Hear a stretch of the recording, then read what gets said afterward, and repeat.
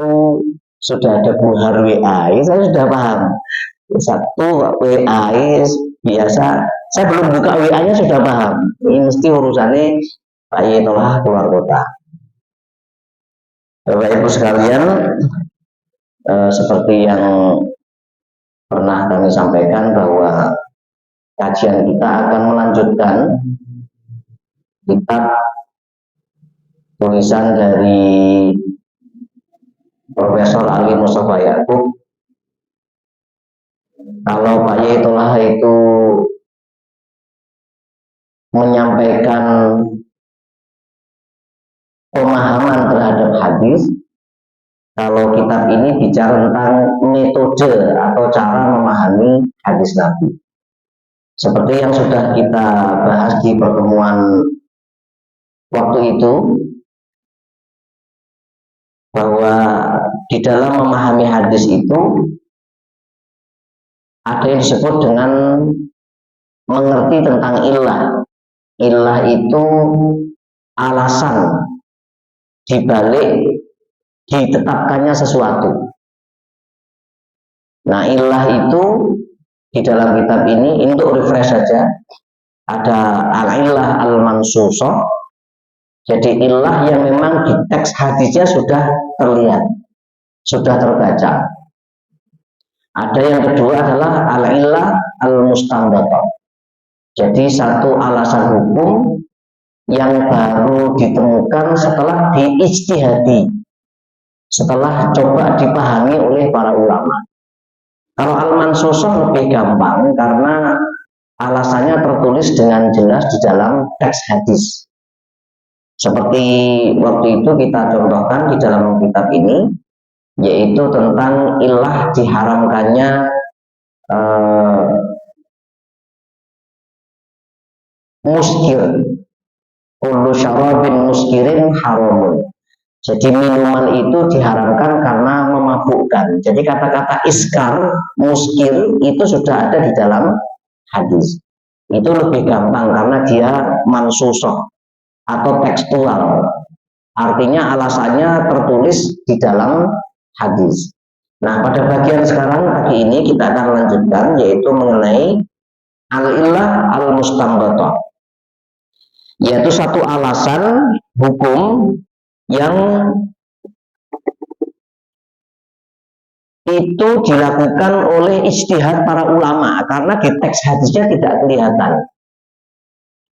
Al-illah al-mustanbatah khilafan lil illah al-mamsusah allati nassa 'alaiha syari' fi nusus syar'iyyah, berbeda dengan illah mansusah atau tekstual sebagaimana yang sudah ditetapkan oleh syariat. Fal illah al-mustanbatah ya allati istanbataha al-mustahid hilal ijtihadihi minan nusud asy-syar'iyyah. Maka illah al-mustanbatah atau illah yang disimpulkan yaitu satu illah atau alasan yang diupayakan oleh para mujtahid ketika mereka melakukan pemahaman terhadap teks-teks syariat. Dalam hal ini adalah hadis Nabi. Wa haitsu anna al-illata al-mustanbatah tu'rafu min khilafi amalatil ijtihad wala ajba idza kana hadhillah sababan min asbabil khilaf al-mujtahidin. Sehingga bahwa illah al-mustanbatah enaknya dikasih istilah apa ya supaya lebih gampang. Ilah non-teks gitu aja ya, ilah non-teks. Alasan non-teks itu diketahui sepanjang proses ijtihad yang dilakukan oleh para ulama, sehingga tidak mengherankan idza kanat hadhil illah sababan min asbabil khilaf bainal ulama wal mujtahidin. Sehingga tidak heran ketika kemudian sebab ini menjadi pangkal perbedaan yang muncul di kalangan para ulama. Nanti kita akan lebih mudah setelah ada beberapa contoh. Li'annal mujtahidah qad yara illata fin nassi syar'i ma la yarahu mujtahidun akhar. Kenapa? Karena kadang satu orang mujtahid bisa melihat alasan yang non-teks itu sementara mustahid yang lain tidak bisa melihatnya. Jadi satu orang mustahid bisa melihat ilah itu, tapi mustahid yang lain tidak bisa melihat ilah itu, sehingga kemudian dampaknya pendapatnya biasanya berbeda. Hadza wa fima bala hadza wa fima yali ba'dal amsilah lil illatil mustanbatah lil hadits an-nabawi. Nah, berikut kita akan berikan beberapa contoh berkenaan dengan ilah non teks berikut ini. Contoh pertama, suratun nuhud ila bani Quraidah. Ini yang sangat terkenal ya dan sering disampaikan di kalangan para mubaligh dan dai, yaitu anjuran Nabi suratun nuhud ila bani Quraidah. Segera bergegas menuju Bani Quraidah. Jadi waktu itu Nabi itu meminta sahabat-sahabatnya untuk berangkat ke Bani Quraidah dengan mengatakan bahwa jangan sholat asar kalian sampai kalian tiba di Bani Quraidah. Minal amsilatil masyhurati fil illah al mustanbatah min an-nusus syar'iyyah ma warada min ba'd sahabatil radhiyallahu. Sebagian dari contoh ilah non teks adalah apa yang datang dari cerita para sahabat Nabi fil asri fi Bani Quraidah, yaitu tentang sholat asar di Bani Quraidah. Rawal Imam Al-Bukhari fi sahihihi an Ibnu Umar radhiyallahu anhuma qala. Imam Bukhari meriwayatkan hadisnya dalam sahihnya dari Abdullah bin Umar radhiyallahu anhuma qala berkata, qala Rasulullah SAW bersabda, la yusalliyanna ahadun al-asra illa fi Bani Quraidah. La yusalliyanna itu artinya jangan sekali-kali ada di antara kalian yang mengerjakan sholat, karena nunnya itu nun takkid. Jangan sekali-kali ada di antara kalian yang mengerjakan sholat asar illa, kecuali fi Bani Quraidah, kecuali setelah tiba di daerah suku Bani Quraidah. Fa'adraka ba'duhum al-asra fit thariq. Ternyata ada sebagian sahabat Nabi yang kemudian mengerjakan sholat asarnya tidak sampai di Bani Quraidah, tapi mengerjakannya di jalan, di perjalanan. Faqala ba'duhum la nusalli hatta na'tiha. Sementara sahabat yang lain itu mengatakan kita tidak sholat dulu sampai kita tiba di Bani Quraidah. Jadi di tengah perjalanan tuh sahabat itu berbeda pendapat. Ada yang nekat sholat asar di tengah perjalanan, ada di antara mereka yang tidak mau sholat. Wong Nabi bilang sampai kalian tiba di Bani Quraidah. Wa qala ba'duhum man nusalli. Pokoknya ayel-ayelan di dalam itu. Ayel-ayelan. Ora iso, pokoknya kudu sholat. Kata sebagian yang lain. Lam yurid minna dzalik. Yang tidak mau sholat bilang kita tidak punya alasan untuk mengerjakan sholat. Wong Nabi jelas ngomong tidak boleh sholat asar sampai kalian tiba di Bani Quraidah. Fadzakara dzalika lin-nabi. Kemudian setelah peristiwa itu berlalu, mereka menceritakan itu kepada Nabi. Falam yu'annif wahidan minhum. Dan Nabi tidak menyalahkan satu dari dua kelompok itu. Jadi Nabi tidak wis bener enggak. Nabi tidak menyalahkan. Faqad ijtahada ba'du sahabati radhiyallahu anhum fi ahdin Nabi. Ini artinya bahwa sahabat Nabi sudah melakukan ijtihad pada zaman ketika Nabi masih hidup. Wa shalal asra fit thariq. Dan mereka mengerjakan sholat asar di perjalanan.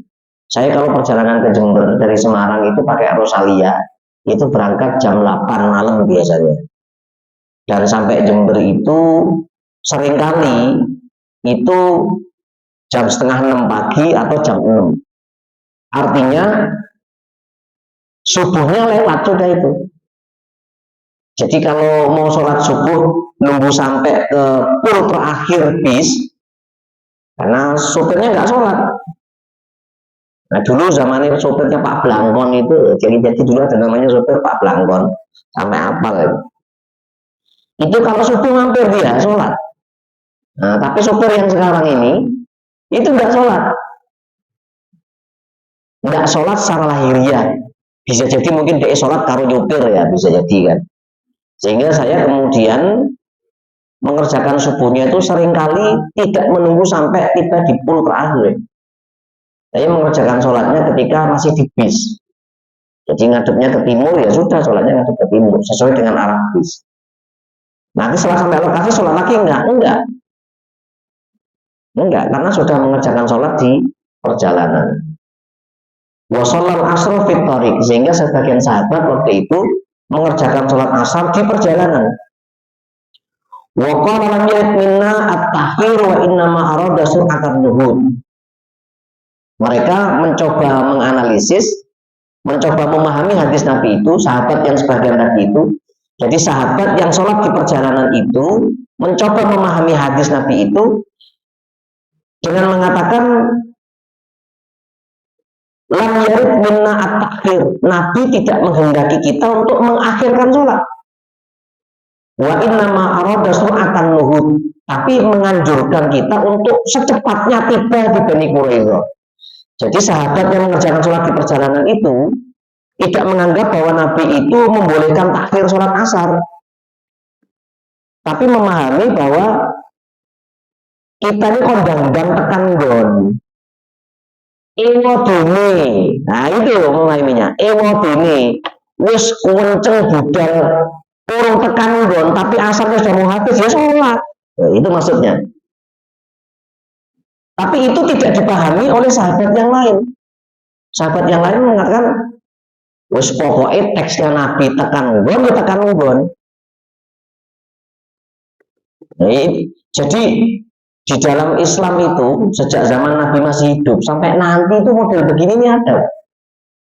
Jadi ada orang yang memahami hadis Nabi secara teks, apa anane, tapi ada yang mencoba memahaminya orang ngono kira-kira itu.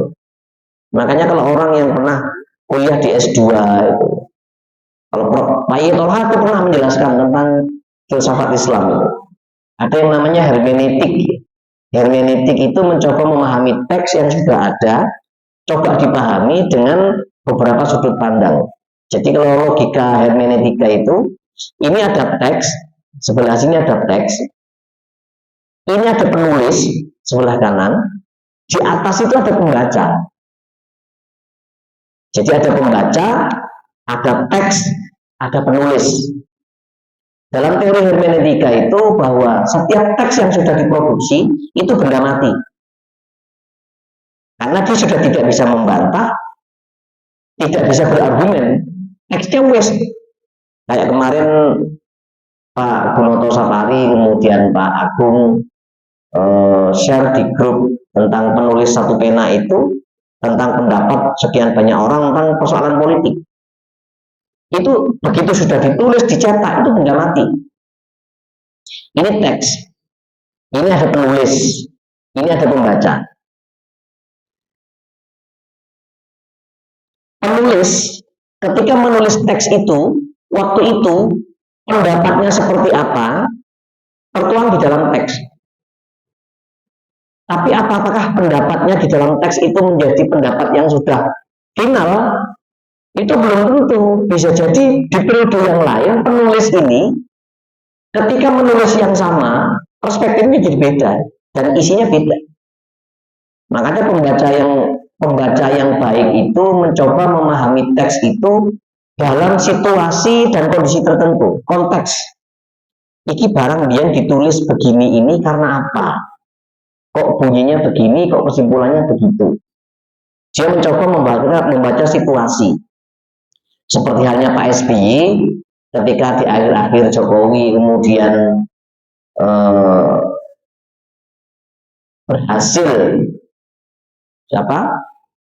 berhasil ya mencalonkan Gibran jadi wapres, dan waktu itu Demokrat masih di luar pemerintahan, kan itu dia nulis itu presiden can no wrong, ya kan?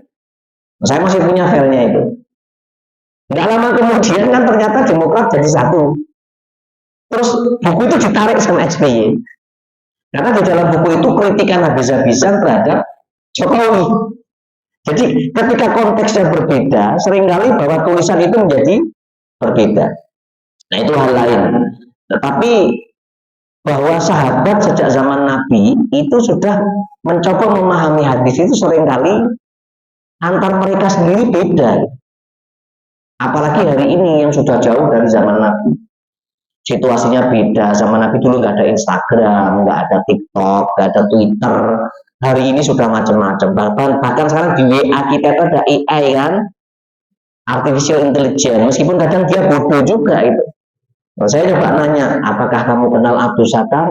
Mohon maaf, saya tidak kenal orang yang Anda maksud. Atau kenal. Coba kasih clue, orang ini siapa? Uin Walisongo. Dia mungkin jawab, oh Abdul Sattar adalah dosen Fakultas Syariah dan Hukum. Salah meneh.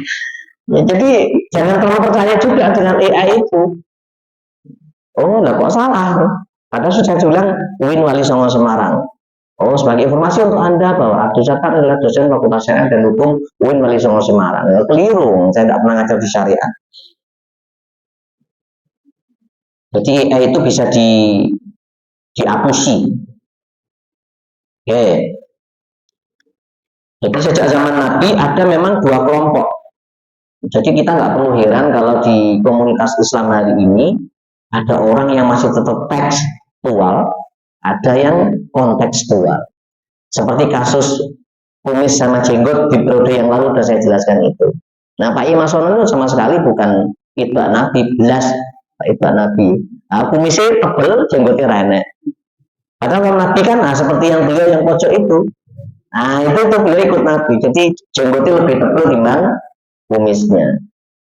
Apa saya awal pelontos begini sebar. Orang di kumis harus karu-karuan. Oke. Kita lanjut. Jadi sahabat yang satu, yang kelompok pertama mengatakan Nabi tidak menghendaki takhir sholat asar. Tapi yang dimulai Nabi itu kondang cepet-cepet tekan supaya sampai dari koridor asar ijek, maksudnya begitu.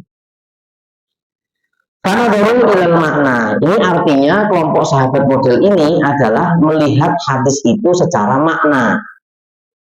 Wastahada akharun, tetapi kelompok sahabat yang lain wa akharu sholah ila bani Quraidah wa salluha lailan. Mereka menganggap itu artinya lek ngomong ngono Rasulullah lek ngendika gitu itu berarti boleh takhir sholat asar. Yang penting pokoknya takkan bani Quraidah sholat asar. Wa salluha lailan, sehingga mereka mengerjakan sholat asar di waktu malam. Ini agak aneh juga ya. Karena jenis sholat yang boleh ditakhir itu kan zuhur, asar, maghrib, isya. Ini fenomena zaman Nabi nih. Mereka mengerjakan sholat asarnya waktu malam ketika tiba di Bani Quraidah. Karena teks hadisnya bunyinya begitu. Makanya hari ini pun ada sebagian kelompok umat Islam yang ketika mereka mengerjakan sholat di perjalanan itu hormatan waktu sholat, menghargai waktu sholat. Tapi begitu tiba, mereka mengerjakan sholat lagi. Hari ini masih ada yang begitu. Jamaah haji itu ada yang begitu. Bahkan saya waktu 2017 bimbing haji, itu ada kiai yang menjadi kepercayaan untuk bimbing KPIH waktu itu. Enggak sholat. Biasanya kayak ya, mungkin mau tak sholat mereka malam. Nah, bisa jadi jalannya ini. Mereka mawon. Beliau ini enggak main-main karena beliau hafid Quran dan punya pondok besar. Kondang beliau itu. Nadharu ilal lafaz. Artinya kelompok ini melihat pemahaman hadis itu hanya dari teksnya saja. Bukan dari maksud yang kira-kira dikehendaki oleh Nabi. Mungkin kalau kelompok pertama tadi kira-kira bayangan Nabi ketika menyampaikan hadis itu kira-kira oleh kalkulasi saya lek teko kene akan Bani Quraidah ya asar wis tekan gitu. Kira-kira begitu, asar wis tekan. Jadi sudah sholat asarnya di sana aja gitu. Ternyata mungkin di perjalanan kan ada satu dan lainnya hal macam-macam. sehingga asar urung tekan. Oke. Dan ini sampai akhir bagian paragraf tentang tema ini ada pengikut-pengikutnya. Jadi ada pengikut-pengikutnya. Jadi dan nampaknya ini akan terus ada sampai nanti terjadi kiamat. Jadi kita nggak usah heran kalau ada saudara kita yang kemudian tekstualis, ada yang mencoba kontekstualis, mencoba melihat sesuatu di balik teks yang ada. Rak ngono kuwi maksudnya, tapi kira-kira gini loh. Meskipun nanti dibantah, apa kowe Gusti Allah ngerti kan gitu. Wah, koyo ngerti-ngerti wae. Wah, yo istihad barang, yo istihad yo ojo. Makanya Rasulullah itu membuat rambu-rambu. Idza ijtahadal hakim fa asaba falahu ajrani. Wa idza ijtahada fa akhta falahu ajrun wahid. Jadi kalau ada orang berijtihad kemudian benar pahalanya 2. Tapi kalau keliru pahalanya 1. Jadi sama-sama dapat pahala. Yang penting ijtihad. Orang gaya-gayanan. Tapi kelas ijtihad ini juga nggak gampang. Makanya kalau di tradisi NU itu sampai sekarang mereka nggak ada yang menyebut dirinya ijtihad, nggak ada. Jadi mereka hanya menyebutnya sebagai mustambid, jadi orang yang mencoba menyimpulkan hukum saja, tapi nggak berani mengklaim mujtahid, nggak berani sampai hari ini. Makanya waktu saya penelitian disertasi itu saya ngobrol langsung sama ketua Bahsul Masail di Jakarta. Saya tanya, Pak Yai, kenapa di tradisi NU itu yang kiblatnya Imam Syafi'i, tapi karya Imam Syafi'i itu malah jarang dirujuk. Di Bahsul Masail dari 1926 sampai 2015 ada sekian ribu kasus. Al-Um karya Syafi'i itu hanya 5 kali disebut. Yang lain menyebutnya kitab-kitab ini, kitab-kitab Syafi'iyah, bukan kitab Imam Syafi'i. Ya, Anatul Thalibin, Fathul Wahab, Al-Mughni, dan macam-macam itu. Pak Kiai ini jawab enteng. Gini, Pak Ustaz. Air laut.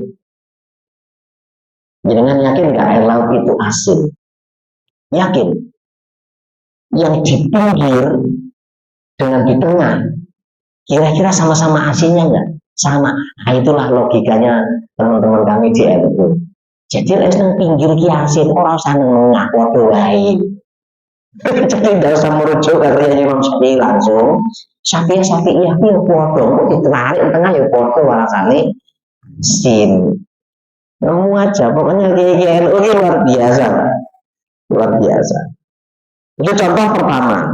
Contoh yang kedua di dalam kitab ini, tazayyunun nisa fil masjid. Berhiasnya para perempuan di masjid. Ini untuk ibu-ibu nanti pas nih ya. Rawal Imam Muslim fi sahih an Abdullah bin Umar radhiyallahu anhu qala la tamna'u nisa'akum al-masajida idza sta'dzanakum ilaiha. Janganlah kalian melarang istri-istri kalian ketika mereka berangkat ke masjid kalau mereka minta izin untuk berangkat ke masjid. Ini hadis pertama. Faqala Bilal bin Abdullah wallahi lanamna'ahunna. Tapi Bilal bin Abdullah bersumpah demi Allah saya akan larang mereka. Jadi di hadis yang versi pertama itu kalau isi kalian izin ke masjid ya izinkan. Tapi Bilal bin Abdullah mengatakan wallahi lanamna'ahunna, demi Allah saya akan larang mereka. Fa'adbala alaihi Abdullah fasabbahu sabban sayyan ma samituhu sabban mitlahu. Jadi belum pernah didengar bahwa Bilal bin Abdullah itu mengatakan sesuatu yang lebih keras ketimbang kalimat tadi itu. Wallahi lanamna'ahunna, demi Allah saya akan larang mereka. Wa qala ukhbiruka an Rasulullah sallallahu, dan dia menambahkan Saya akan kabarkan ke kalian dari apa yang saya dengar dari Rasulullah SAW.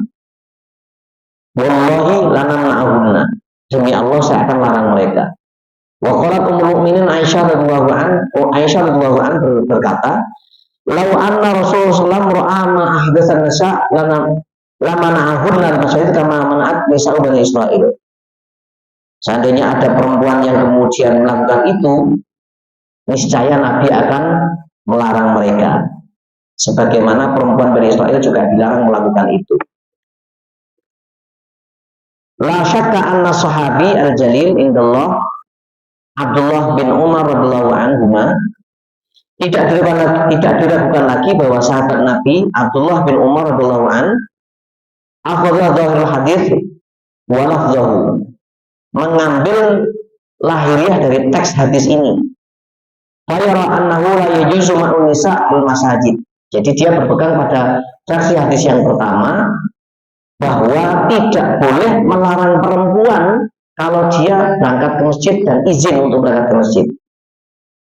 Wa anna ummul mukminin Aisyah radhiyallahu anha wa kadzalika bin Abdullah akhadha makna hadis. Sementara Aisyah dan Bilal bin Abdullah itu mengambil sebaliknya.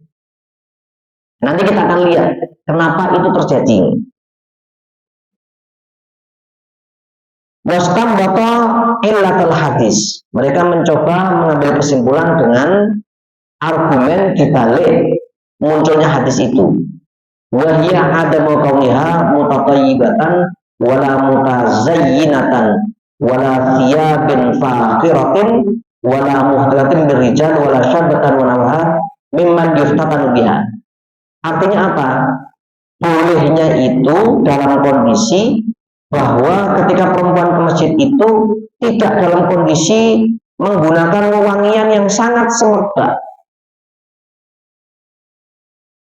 yang kalau dia lewat kira-kira 10 meter bereng gitu ya, semerbak, dan tidak berhias berlebihan, tidak berkumpul dengan laki-laki yang kira-kira memunculkan fitnah. Kalau di Baitul Salam ini udah benar. Jadi laki-lakinya di depan, perempuannya di sop belakang. Atau nanti kalau jamaahnya semakin penuh, laki-lakinya di bawah, perempuannya bisa naik di atas. Jadi tidak boleh kumpul. Tapi ini kadang kondisi tidak berlaku ketika musim haji, Pak. Musim haji, yang sudah haji pasti tahu tuh. Saya nggak tahu kalau haji yang 2000 haji kemarin. Laki-laki perempuan bisa pisah nggak di Masjidil Haram di Mekah? Nggak bisa. Saya 2017 itu saya sholat sini, sebelah saya itu perempuan. Kelompok-kelompok ya. Ada di masjid. Tapi kalau di Masjidil Haramnya itu terus kumpul nggak keluar. Nah, pagi sholat asar, Allah langsung menempatkan posisi di sana itu. Jadi dia nggak bisa milih. Ya, memang kadang-kadang kondisi itu memunculkan fenomena yang berbeda dengan adanya teks. Nggak bisa. Saya pernah ngalami itu. Tapi kalau ini waktu musim haji tahun 2008 saya haji. Jadi Allahu Akbar, sholat asar, Allahu Akbar. Saya sudah sholat. Sebelah saya istri saya. Nah, tiba-tiba itu ada jemaah perempuan putri. Nunggu mengaku, Pak. Allahu Akbar. Kalau sholat kan nunggu. Saya tak pikir aku terus kok rukuknya piye. Dan dia tuh duduk persis di depan saya. Padahal saya sudah takbir. Dia sudah tidak dapat tempat karena sana itu udah begitu Allahu Akbar langsung mapan sholat. Nggak mapan pasti nggak dapat tempat untuk sholat. Duduk di depan saya. Itu gimana ya? Akhirnya saya menggeser kanan, geser kiri, wangi tak tarik supaya masuk ke dalam soft. Ya sudah untuk jadi sana betul-betul soft itu nggak ada soft longgar. Semua ini Pak, nggak usah mikir khusyuk, udah nggak bisa khusyuk sana. Sini daki-daki bicara sholat khusyuk sampai sana nggak bisa khusyuk. Wes, teman saya itu Pak Mudovi tahun 2008. Bagaimana mau khusyuk? Dia sholat jebret itu bangun dari sujud gelap. Ternyata di kepalanya itu udah joroknya salah satu jamaah putri, nggak tahu dari mana. Gelap gitu. Ini kejadian, Pak. Kejadian gelap gitu. Ternyata kepalanya ada di dalam rok. Ayo coba, wes teori tentang sholat khusyuk bubar aku dari sana. Ngalami, jangan dia enggak. Oh dilangkai biasa Pak. Ini gelap Pak. Ini gelap.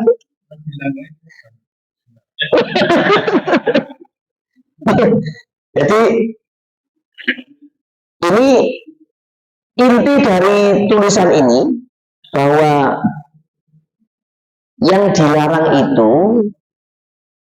jadi intinya adalah perempuan tidak dilarang ke masjid. Yang dilarang itu adalah kalau dia bepergian termasuk ke masjid itu menggunakan pakaian yang luar biasa, bermewah-mewah, kemudian menggunakan wewangian yang berlebihan, tidak sekedar menghilangkan bau badan, tapi berlebihan, sehingga kemudian mengganggu ini kesadaran para laki-laki. Breng sopo breng pemana dititeni iku ambune iki mesti bukae repot. Bahaya ini. Sehingga kalau itu tidak dilakukan nggak ada masalah. Ini sebenarnya juga laki-laki sama Pak. Jadi kalau laki-laki itu, jadi motif, kembali ke motif. Kalau menggunakannya itu berlebihan, itu ya nggak boleh. Nggak boleh. Ya kadang-kadang orang nikahan terus, kemarin saya itu ada review terhadap, tapi kalau ini nggak pakai hukum Islam ya, di India ya. Jadi putranya orang terkaya di India nikah, itu aksesoris pernikahannya itu kayak bukan lagi berlian apa namanya ya, pokoknya warnanya apa, biru, itu ditaksir sekitar 1 triliun. 1 triliun itu sejuta-juta. Oke, sejuta-juta. Karena nolnya 12 ya. Sejuta-juta. Hah? Oh 1000 juta nih. 1000 juta. Saya coba bayangin Pak, 1000 juta itu. Itu kalau diletakkan di bank aja deposito itu nggak habis-habis duit. Nggak usah 1 triliun, itu duit 10 M itu aja sudah di deposito lumayan Pak ngurit. Kalau bunga deposito sekarang di angka 4 juta kali 10 aja udah 40 juta. Ini hidup 40 juta, itu 10 miliar itu. Makanya kadang-kadang saya heran, orang-orang kadang pengen jadi anggota dewan, terus otaknya sampai miliaran gitu, 40 miliar, 50 miliar, jadi boleh apa gitu. Kalau motifnya mencari penghasilan, penghasilannya berapa? Itu mesti ada motif yang lain. Karena 50 miliar itu kalau di deposito dapatnya duit kira-kira di angka berapa itu? 1 miliar 4 juta. 10 miliar 40. Kalau 50 miliar 200 juta per bulan. Tapi orang kadang keluarkan duit banyak itu motifnya apa wallahu alam. Tapi saya pernah ngobrol sama teman-teman itu. 40 miliar, 50 miliar kok balik bagi anggota dewan. Teman saya bilang, balik setahun cukup. Saya nggak tahu dapat duit dari mana wallahu alam. Mudah-mudahan informasi dari dia itu tidak benar. Mudah. Oleh karena itu, nah kita lanjutkan bahwa memahami hadis itu ada namanya, ada 2 pendekatan, yaitu dilalatul mantuq wa dilalatul mafhum, atau bahasa yang lainnya tadi al-illah al-mansusah dan al-illah al-mustanbatah. Dan hadis ini menjelaskan bahwa anna adamal fitnati bi khurujin nisa'il masajid bil waqi' dzakarahu Nabi sallallahu alaihi wasallam fil ahadits ukhra. Artinya bahwa selama tidak ada munculnya sesuatu yang kira-kira membahayakan perempuan ketika dia ke masjid, maka hal itu tidak ada masalah. Yang masalah itu kan kalau kondisinya membahayakan. Karena zaman Nabi itu jangankan istri orang lain, nah kadang istri Nabi itu ya digoda zaman itu ya. Domo apa kan sama Rasulullah. Zaman itu kan zaman jahiliyah. Islam kan baru dikenalkan. Jadi jangan lihat konteksnya, konteks kondisinya sudah serba bagus, zaman itu masih zaman tak karu-karuan. Contoh yang kedua, contoh terakhir, at-tasadduq biqimatil udhiyah. Melakukan sedekah dengan nilai yang sepadan dengan uang yang bisa dipakai untuk beli hewan kurban. Jadi mana yang lebih baik? Berkurban hewan kurban atau nilai uang hewan kurban itu dipakai untuk sedekah, tidak dalam bentuk kurban. Mana yang lebih utama? Ini contoh kasus yang ketiga. Sahabat fi sahih an Anas radhiyallahu an, sudah jelas dalam hadis sahih riwayat Anas radhiyallahu an, anna Rasul sallallahu alaihi wasallam, bahwa Nabi sallallahu alaihi wasallam doha bikibsyaini amlahaini akranaini, bahwa Nabi itu melakukan kurban dengan dua domba yang sudah cukup umur dan bertanduk. Makanya syaratnya kan harus poel barang itu kan ya. Zabahahuma biyadihi, kemudian beliau menyembelih dua hewan kambing itu dengan tangan beliau sendiri. Wasamma wa kabbara, dengan menyebut asma Allah dan membaca takbir. Kama rawal Imam At-Tirmidzi wal Imam Ibnu Majah fi sunanaihima an Aisyah radhiyallahu anha, sebagaimana dikatakan dalam Tirmidzi dan Ibnu Majah dalam dua kitab sunannya, bahwa Aisyah radhiyallahu an, Rasulullah SAW bersabda, ma amilat nu Adam yauman nahar amalan ahabbu ilallah min irhaqidam. Tidak ada amalan Bani Adam pada hari raya Idul Adha, amalan yang lebih dicintai oleh Allah kecuali dari mengalirkan darah kurban. Wa innahu la ya'ti yaumal qiyamati biquruniha wa azfariha wa ash'ariha.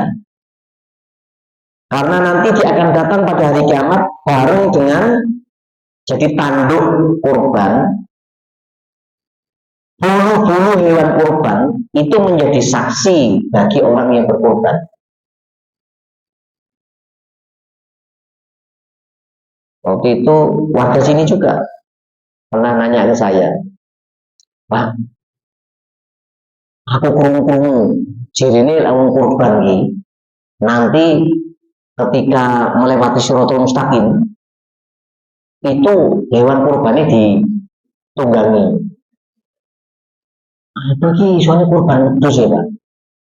Lah bobot ki 100 luwe. Orangnya masih hidup. Yang nanti itu orangnya masih hidup sampai hari ini. Hanya hari ini nggak ada di masjid ini. Bobotku 100-an ya. Iya. Saya bilang, Pak, itu maksudnya bukan kemudian jenengan terus numpai wadus, itu bukan. Maksudnya pahala kurban itu membuat jenengan melintasi Shiratal Mustaqim itu dengan lebih mudah. Itu ditumpai ya wadusnya ngecekil sampai 100. Bobotnya 100 lebih nunggang kambing. Wa inna dam la yaqulu min Allah azza wa jalla bi makanin qabla ayyama'al ard wa tayyibu biha nafsan. Itu bahwa darah hewan kurban itu menjadi saksi bagi orang yang berkurban. Wa tayyibu biha nafsan, maka Allah akan membersihkan jiwa seseorang dengan kemauan dia mengerjakan kurban itu. La khilafa bainal ulama fi anna al-udhiyah ibadatun matlubatun la yustahabbu tarkuha liman qadara 'alaiha. Tidak ada perbedaan di kalangan para ulama mengenai kurban bahwa itu adalah satu ibadah yang memang dituntut di dalam Islam. Tidak boleh meninggalkan liman qadara 'alaiha bagi orang yang mampu mengerjakan kurban. Jadi kalau mampu jangan ditinggalkan. Nah aku tahun ini kurban no. Nah sampai mau esok ya mangan, nah, sore ya mangan meneh. Jadi kurban itu beda dengan akikah. Kalau akikah sekali ketika kelahiran anak. Tapi kurban setiap tahun mampu kurban setiap tahun. Karena itu jadi hukumnya adalah sunnah muakkadah. Jadi dia ini kalau diangkat sitik jadi wajib. Jadi kalau mampu berkorban. Cara supaya untuk mampu nabung rutin. Kalau per bulan rata-rata ya kalau mengingatnya sepertujuh sapi ya kira-kira di harga 7 juta misalnya gitu ya tinggal dihitung aja 7 juta dibagi 12. Jadi per bulan ketemu duit berapa. Nah, itu disiplin, kalau enggak ya enggak bisa. Saya juga nabung tiap bulan. Isi saya itu yang rajin. Setiap akhir bulan ngasih setor kertas itu. Isi kertas, ya setor kurban. Tanda tangan. Aku jadi tanda tangan, Pak. Kurban tanda tangan, tanda tangan. Maksud tanda tangan barang. Alah jenengan bukan tanda tangan kadang takut melihat. Ini bulan ini udah setor kurban belum? Pun memiliki tanda tangan. Nah gitu. Kadang-kadang saya lupa kalau jadi saya terima duit kurbannya bulan itu tanda tangan Pak. Ini terus kurban, ini tanda tangan. Oh, iya kadang-kadang saya lupa. Nih bulan ini belum kurban ya. Pun mana bawa kertas ya. Ini pun tanda tangan. Ya sudah bisa ngelak saya. Oh, iya berarti sudah setor. Tidak ada perbedaan di kalangan ulama bahwa kurban itu satu kegiatan yang diminta di dalam agama. Tidak boleh meninggalkan kecuali tidak boleh meninggalkan kalau orang itu mampu mengerjakan itu. Illa anal waqi al-yaum. Nah, ini persoalannya. Tapi faktanya adalah bahwa hari ini kama arafna fi Indonesia sebagaimana kita tahu di Indonesia, ya karena penulisnya orang Indonesia. Jadi beliau ngasih contohnya Indonesia. Jadi Ali Mustafa Yakub ini adalah imam besar Masjid Istiqlal Jakarta sebelum Prof. Nasaruddin Umar. Beliau meninggal dunia, kemudian Prof. Nasaruddin jadi imam besar Istiqlal. Sekarang jadi Menteri Agama. Saya nggak tahu imam besarnya kelihatannya sampai sekarang belum ada penggantinya. Anna kafirun al fuqara wal masakin ladina istaslamu luhumal adahi yabi'una hadhilhum li'anna hajatahum ila nuqud asyaddu min hajatihim ila luhum. Tapi faktanya hari ini banyak para fakir miskin yang mereka menerima daging kurban, kemudian daging kurbannya itu mereka jual. Ilmu kurban dari beberapa titik itu dijual. Lianna hajatahum ila nuqud asyaddu min hajatihim ila luhum. Karena kebutuhan mereka terhadap uang itu lebih besar daripada kebutuhan mereka terhadap daging. Mikir daging sak minin wae sekedar dia menyisakan sedikit untuk dia makan. Fal mas'alatul an, persoalannya sekarang ayyatuhuma afdal, mana yang lebih utama? Al-udhiyah bidzabhil hayawan, menyembelih hewan kurban, awis sedekah bikimatiha, atau kita mengeluarkan sedekah dengan duit senilai hewan kurban. Fafihi hilafun bainal ulama. Nah, ini baru muncul perbedaan di kalangan para ulama. Mana yang lebih utama? Tetap kurban atau duit kurbannya dipakai untuk sedekah. Al-mazhabul awal yara annal udhiyah afdal minas shadaqah bi qimatiha. Nah, pendapat yang pertama mengatakan bahwa kurban tetap lebih utama daripada sedekah menggunakan uang senilai dengan hewan kurban itu. Wa yabdu anna sahabat al-jalil indallah Abdullah ibnu Umar radhiyallahu anhu min ashabi hadzal ra'i Li'annahu ma'rufun bi syiddati harsihi al-iqtida' bin Nabi sallallahu alaihi wasallam. Pendapat pertama ini diungkapkan oleh Abdullah bin Umar, jadi putranya Umar bin Khattab, termasuk sahabat Nabi yang kekeh memegang pendapat ini, karena dia juga terkenal sebagai sahabat yang sangat yang sangat konsisten di dalam memegang dan meneladani Nabi. Hatta yadhhaba madhabu ahli zahir awit tariqatil lafziyah fi fahmi nusus asy'ariyah. Sehingga kemudian pendapat ini juga diikuti oleh para kelompok-kelompok ahli zahir. Ahli zahir itu kelompok-kelompok tekstualis. Kama anna minas salafal ummah, termasuk di banyak kelompok para salaful ummah, ulama-ulama terdahulu. Seperti Imam Ahmad bin Hanbal, Abu Zinad juga mengikuti pendapat ini. Jadi Imam Ahmad bin Hanbal, termasuk Abdullah bin Umar sebagai salah satu seorang sahabat Nabi, tetap korban itu lebih utama. Ternyata zaman dulu ini juga dibahas kan, ternyata. Jadi orang hari ini baru membahas mengenai mana yang lebih penting. Zaman dulu juga tetap dibahas. Zaman Nabi tetap lebih penting korban. Wa qalu anna Nabi sallallahu wal khulafah ba'dahu dahu. Pendapatnya apa? Karena Nabi SAW dan khalifah-khalifah yang datang berikutnya tetap menyembelih kurban. Walau alimu anna shadaqah afdal min dzabhil udhiyah la'adalu ilaiha. Seandainya, ini pendapat pertama lagi. Seandainya mengeluarkan sedekah yang senilai dengan kurban itu lebih utama ketimbang menyembelih kurban, pasti mereka sudah akan melakukan itu. Pasti Nabi udah ngasih contoh gitu maksudnya. Para khalifah pasti ngasih contoh, jangan korban, pakai nilai yang sekurban saja untuk sedekah. Kalau itu memang lebih utama, pasti mereka sudah memberikan contoh. Ternyata tidak. Walianna itarus sedekah ala udhiyah yuhdi ila tarki sunnatul salam. Kenapa? Karena mengalihkan uang senilai kurban kemudian disedekahkan, itu sama dengan meninggalkan sunnah yang sudah dicontohkan oleh Nabi SAW. Jadi kalau orang tetap wes sedekah luwih apik, wong lagi membutuhkan duit luwih akeh, itu sama dengan meninggalkan sunnah Nabi. Karena Nabi, para khulafaur rasyidin tetap berkorban. Ini kelompok yang pertama.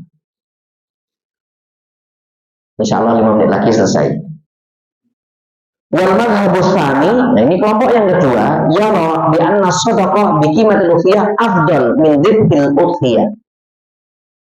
Kelompok yang kedua ini mengatakan bahwa bersedekah dengan menggunakan nilai uang yang senilai dengan kurban itu lebih utama daripada menyembelih hewan kurban. Wa mimman dhahaba ila hadza ar-ra'yu ummul mukminin Aisyah.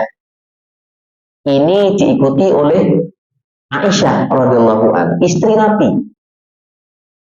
Wa Bilal muadzin Rasul, termasuk Bilal sebagai salah satu seorang muadzin zaman Nabi, setuju dengan pendapat ini. Qalat ummul mukminin Aisyah radhiyallahu anha, Aisyah mengatakan, li'an atasaddaqa bi khatami hadza ahabbu ilayya min an uhdiya ilal baiti alfan. Saya bersedekah dengan nilai dari cincin khotami, jadi cincin emas ya. Ini lebih utama, lebih saya cintai daripada saya menyembelih hewan kurban di Mekah. Jadi daripada saya menyembelih hewan kurban di Mekah, saya bersedekah menggunakan nilai dari cincin yang saya pakai ini untuk bersedekah, lebih saya sukai. Ini kata Aisyah. Waqala Bilal juga mengatakan ma ubali ala udhiyah illa bidik. Saya tidak peduli. Saya kurban aja pakai ayam. Makanya Gus Bahar itu kan pernah cerita itu di salah satu ceramahnya.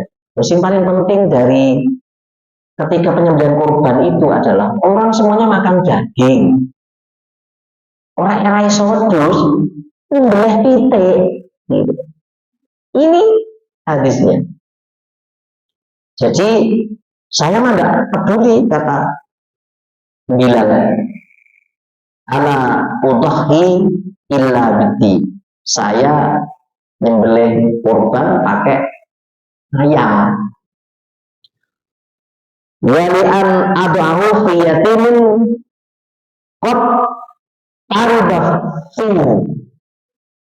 Dan saya kemudian membagikan uang saya kepada anak yatim yang membutuhkan itu. Fahuwa ahabbu ilayya min an udhi. Itu bagi saya lebih penting, lebih saya sukai daripada saya nyembelih hewan kurban. Jadi duit kurban itu karena ngepres, kira-kira kan begitu ya logikanya. Ya pokoknya aku nyembelih ayam baik, sisanya ini kasihkan ke anak yatim. Tapi ngikutinya harus model begini loh, Pak. Jangan kemudian nyembelih di TikTok terus duitnya disimpan mana lagi. Orang itu kan kadang-kadang begitu ya. Nah itu ada contohnya, nyembelih di TikTok apa-apa. Tapi duitnya orang dikasihkan anak yatim. Iya, ini jenenge minal ukriin. Nah, itu jenenge ukri itu. Waman dhahaba ila hadzal madhab. Jadi para ulama yang setuju dengan pendapat ini antara lain Imam Asy-Sya'bi wa Abu Thawr. Jadi selalu ada pengikutnya. Wa qala Imam Ibnu Qudamah min al-Hanabila raddan al-Habil awal. Ibnu Qudamah mencoba memberikan penjelasan sebagai counter terhadap pendapat yang pertama, yang tetap kurban. Gitu. Yang pertama kan tetap kurban. Yang kedua, orang itu kurban. Yang penting duitnya dipakai untuk sedekah. Pendapat yang pertama, dia memberikan penjelasan di anna maqalatu Aisyah bahwa bil hadi. Saya tetap pertama yang paling oke, tetap kurban. Karena kalau Aisyah itu kan konteksnya adalah hadi. Hadi itu sembelihan ketika musim haji. Kurban musim haji.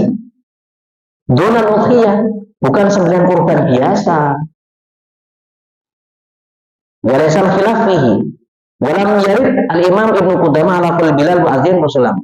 Dan dia tidak memberikan komentar apa-apa terhadap pendapatnya Bilal bin Rabah. Artinya ya oke-oke saja kalau memang terbatas itu. Hadza wa maqulatu Aisyah wa Bilal bin Abdul wa Bilal radhiyallahu anhuma wa man rada mazhabuma ta'lil masyaratil adhiyah.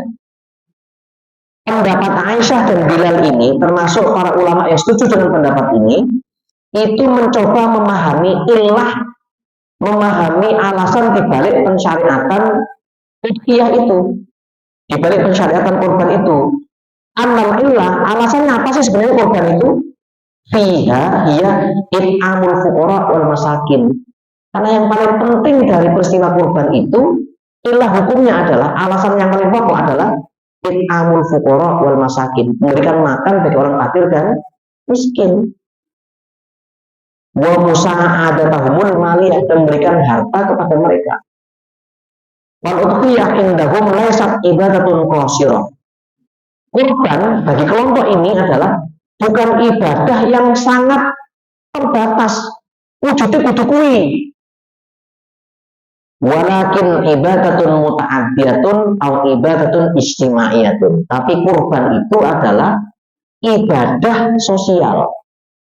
Wa harifu anna hadzal illah ghairu mansusa fil hadis. Meskipun ilah hukum ini, alasan hukum ini tidak tertulis di dalam hadis. Jadi Aisyah radhiyallahu an, Bilal bin Rabah dan para ulama yang setuju dengan pengalihan nilai kurban terhadap uang yang senilai itu untuk disedekahkan itu mencoba melihat, memahami bahwa kurban itu bukan semata-mata wujud kambing, wujud sapi itu. Tetapi kurban itu adalah tujuannya satu, memberikan makan bagi fakir dan miskin. Dan kurban adalah ibadah sosial. Mana yang lebih utama? Ya kurban, ya sedekah. Itu yang utama. Ini kan kalau nggak ada pilihan. Tapi kalau ada pilihan, ya kurban, ya sedekah. Jadi jangan kemudian besok ketika musim kurban, lah pengajian subuh ini kayak Sudah ini kan, aku lah korban saya, tak alihkan duitku, alihkan kok pak, mau cicilan motor, yes, neraka jahanam. Jadi pengalihannya tidak begitu, jadi duitnya betul-betul tetap dikeluarkan, senilai itu untuk fakir miskin. Itu baru ada landasannya itu. Jadi ada marjaknya, ada Aisyah, ada Bilal, ada beberapa para ulama yang lain. Jadi kemudian ora korban, duitnya dialihkan untuk yang lain, mobil motor, guna perhiasan bojone. Itu namanya minal muriin. Ya. Nah, Bapak Ibu sekalian, mudah-mudahan apa yang kita bahas pagi ini ada manfaatnya yang bisa kita ambil. Mari kita tutup dengan doa dengan Bismillahirrahmanirrahim. Subhanakallahumma wa bihamdika asyhadu an la ilaha illa anta astaghfiruka wa atubu ilaik. Ihdinas siratal mustaqim. Wassalamualaikum warahmatullahi